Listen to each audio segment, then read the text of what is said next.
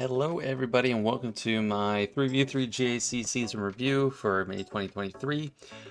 It was not the best season record-wise. I went 4-5, but what's kind of interesting is my average score was much higher than my opponent's average score. And that just came from when I won big, and when I lost, I tended to keep it a little bit closer. This score is a little bit skewed by one player that just attacked once and then didn't do anything else the rest of the match. But there was a couple of other opponents that tried their hardest and still couldn't clear a few zones, and they got 700, 800, so that brought it down. For context, my past two seasons I got 6 and 3, which are obviously fantastic seasons. That made it a little bit harder for me in the first round. So those first 3 matches were really uphill battles, especially with a new Datacron set. But in the last round, I went 1 and 2, and there really were some matches I should have won there, especially the last one.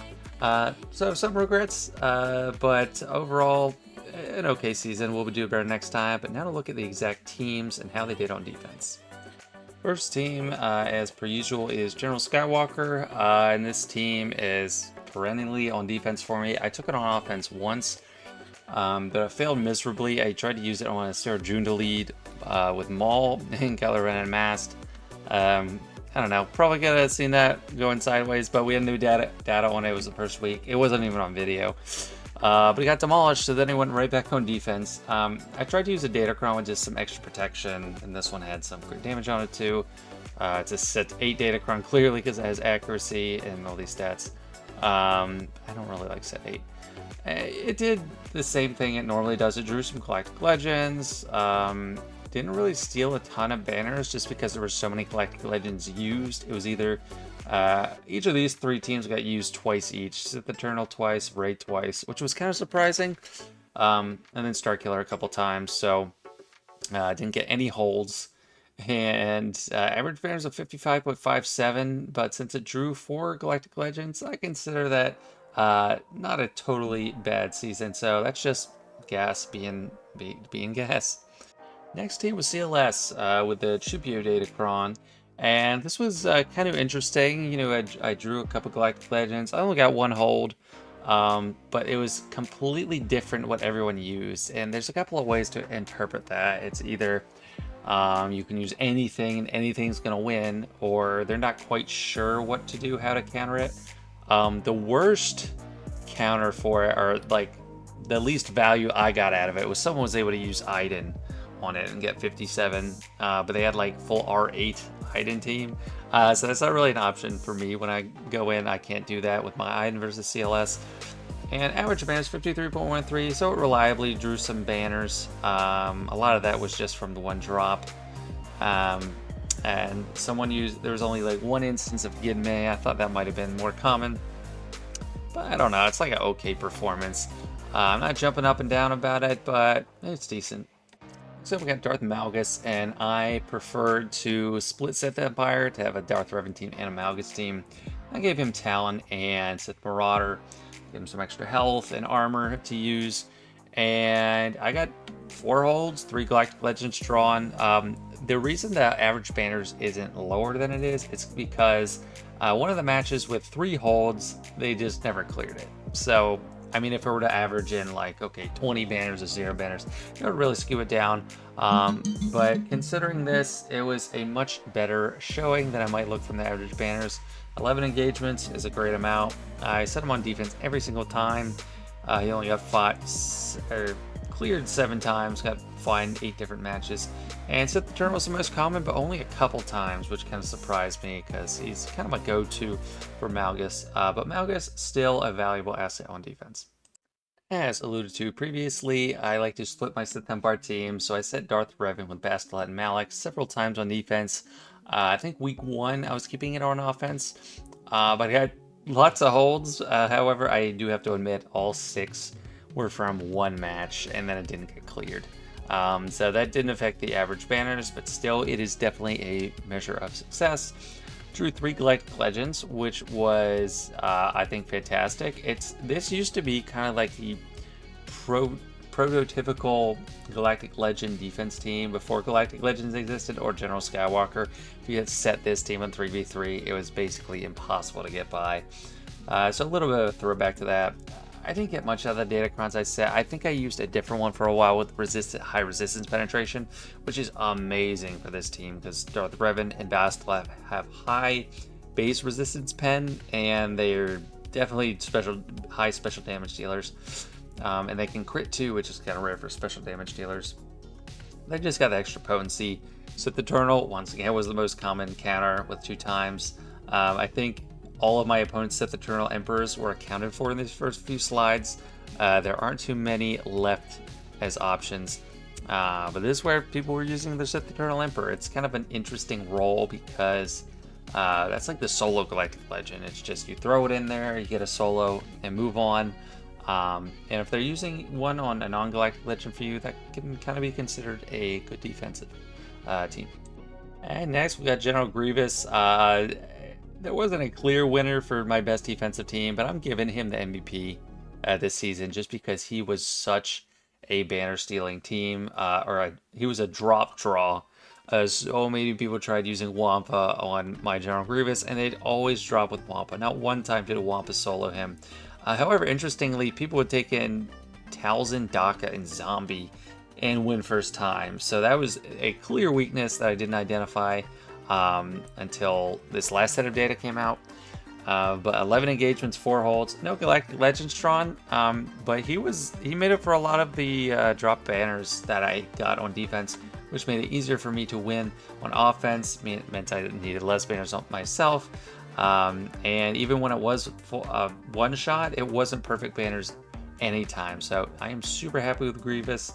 Definitely it was kind of like a trap team drawing the Wampa. Next up is Dr. Aphra, and people were not sure how she was going to do this season after her Datacron expired. She did not disappoint, but she had her best showing in week 1 before the data came out. After the data came out, people realized Dash, Han, and Chewie had her number big time, and that's what I used too. But my Datacron for her was pretty good with 200% potency. And the target lock, I was trying to get that one, and it seemed to work out a little bit. Really low average banners, of course, that's mainly from the holds. When it did get cleared, it was usually pretty good banners. Like the Dash Han Chewie usually got 56 or 57. It did draw 3 Galactic Legends. People just weren't sure exactly what to do, including one was this 27. They used a Jedi Master Luke after they were at their wits' end and lost twice already that first week. So she definitely did her job for me, but towards the end, these 3, 56, 57, 56, that was when people really had it figured out, and they were keeping Dash on Chewie for offense, and yeah, nothing Aphra can do against that. Another impressive showing from a team that just doesn't really go away on 3v3 is the Qui-Gon Jinn team. I didn't have anything special on the Datacron as far as abilities, but the key I wanted to go for was just armor penetration. I've talked about it before. Anakin gets tons of offense from Qui-Gon's lead. I'm on him for crit damage, and then the third piece of the puzzle for all the damage is armor penetration. You got the Triforce there, offense, crit damage, and armor penetration makes him just have one heck of a punch. 3 holds. 11 engagements total, so we always got engaged except the one match where my opponent just did one attack. It was pretty diverse how people would counter him. No Galactic Legends used, and that's probably why there were a few holds. There was a couple instances of the Newt Django B1. I haven't saved that. I've been using that. I used Grand Inquisitor personally myself. But there was no perfect banner matches. At least one banner dropped, and at least a lot more than that in some of them. But yeah, we have 1 drop here and 2 drops here. So very pleased with Qui-Gon. It's something you know I could keep for offense, and I tend to think, okay, people have it figured out, but it still pulled its weight. Next up, we got Lord Vader, the first of 2 Galactic Legends I set on defense regularly this season. I tried bringing him on offense for a little bit in week 1, but I got frustrated because I kept forcing the issue against Rey, and it wouldn't work as it did back when Set 5 was active, because the Datacrons for Rey are just too good right now, whether it be resistance, avoiding crits, or unaligned Force users with Cal. But Lord Vader is pretty much asking for a Supreme Leader Kylo Ren. It's just a total Kylo Ren draw. Out of 6 times I placed it, 5 times my opponents used Kylo Ren.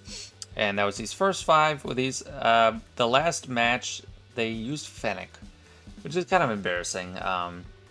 Sometimes I set Maul with Lord Vader, like 1 or 2, I believe. But the last round, I wanted to set Maul on his own team on defense, and I set Thrawn, but that opened it up for a Fennec shot, which is exactly what you don't want. But I only happened once. I was hoping that this would be enough thickness to avoid that with the protection up Datacron and the extra protection.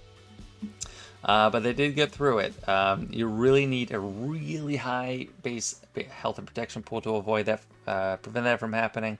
Or just don't use Thrawn Royal Guard if you have Maul. Pretty much not an option. But anyway, I don't regret him putting him on defense. It's decent. It's just kind of a one-trick pony. He draws Supreme Lord Kylo Ren, and everyone knows to use him.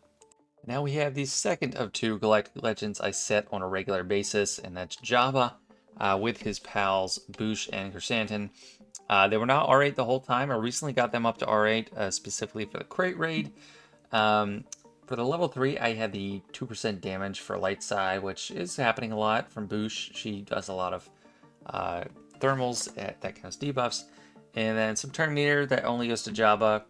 The stats resistance was kind of, it's kind of to help against. I mean, I don't have many. I didn't have many options for Smuggler Datacrons, but it does help against like Mace Windu and Commander Tano. But people still use Jedi Master Kenobi every single time. That was the only team used against Jabba every time. Without that Super Aphra Datacron, Jabba is a total JMK draw. So if I was thinking about it closer, I probably would have put him on the front wall just to make sure you take out JMK in the beginning, or maybe not. Maybe it's good I put him on the back usually because people, they'd have to either save their JMK or be kind of screwed. Actually, it was not every single time. There was one Supreme Leader Kylo Ren, but there was one failed JMK. So I think it went JMK used, and then got cleared eventually. It actually might have been 7, because the first person used JMK, lost, then used Inquisitors, lost, and then had to, with Reva, then had to clean up with Imperial Troopers. But it did pretty well. I'm not complaining at all. 2 holds, that was all from the first match. And then the only way it got beaten was Galactic Legends. So it's like the best Galactic Legend on defense, at least in 3v3, 5v5. I'm forgetting if there's anything easy that beats it. But I'm happy with its performance this season. Now up we got Beskar Mando, Hondo, and L337. The abilities on the Datacron weren't special, but I got a lot of armor usually, and I set one with high resistance penetration because Hondo deals special damage, and he has some good base resistance penetration. It did pretty good. I wasn't a world beater, but I got 3 holds, averaged under 50 banners. A lot of the time from those drops, but I think there was there's like one time it dropped, and then they just didn't clear. They just stopped. But yeah, great showing, completely diverse approach to it. People weren't entirely sure what to use. That's what I gather, because there were holds. If there were no holds, then I would think people just had it figured out. I wouldn't like to bring Hondo on offense, because even if it's a sketchy win, and even if it does win, it's bad banners. So good job on defense, Hondo. Next up, we have a huge disappointment in Zori. I didn't always set this lineup. I think I set T3 and IG-11 a couple times. But I have the Retribution on level 6. I got the spare parts for level 9. Lots of arm penetration. Great tenacity and some armor. But it still got cleared by Bad Batch 3 times for basically perfect damage each time. And even when it wasn't Bad Batch, I got 1 Galactic Legend drawn. I'm not sure how. Maybe that was all, they just didn't care and just used it. But it did not get the job done this time. I'm used to Zori being a great defensive team, but it really didn't move the needle for me at all.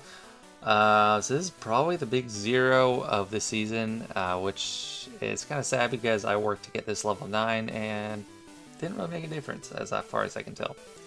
Only a couple more now, and another disappointment is Trench. I didn't set him on my last last round, so I couldn't. This is a clip from Swigga.gg. I couldn't take it directly from games. That's why it looks different. But I have the Trench Datacron, like the right level 9, the right level 6, right level 3. It just wasn't working. I mean, I don't know if you need Dooku. I think I had Dooku at some point instead of Newt. Yeah, no Galactic Legends drawn, no holds, and as I put most common counter, anything, because it seemed like just any old thing would work. I don't even remember what I was seeing. It wasn't impressive draws. The only good thing I can say about him is he would steal a couple banners each time. I did take him on offense for the last round. It's probably what I'll do next 3v3, but really just disappointing. And it's not like you can put Watt with him in 3v3. That's not worth it, and the team still doesn't really work. So just a really awkward character for 3v3 JC. However, it is time to end on a high note, and that is with the Zori Bliss team and double fins. I started running this after week 1 when I got her up to R7 and could use her special Datacron. Also in that time I got the Omicron applied and the rest of the Zetas, so it was ready to go. It drew 1 Galactic one time, and otherwise drew Starkiller. Starkiller is a hard counter to this because the shock just shuts down everything the Zori does. It shuts down turn meter gain, it shuts down buffs, the stealth notably, and healing. So it just massive, as long as you run Starkiller with Palpatine RNG, which one usually does, but just a massive shutdown to this team. Otherwise, it's just a tough team. I got 2 holds leading to average banners of 47.8. 54, 56, 57 is the Starkillers. I don't think anyone failed with the Starkiller, but might have been used as a cleanup. But Starkiller is kind of like a Galactic Legend for Grand Arena only. So to see him drawn on the front wall is a great sign.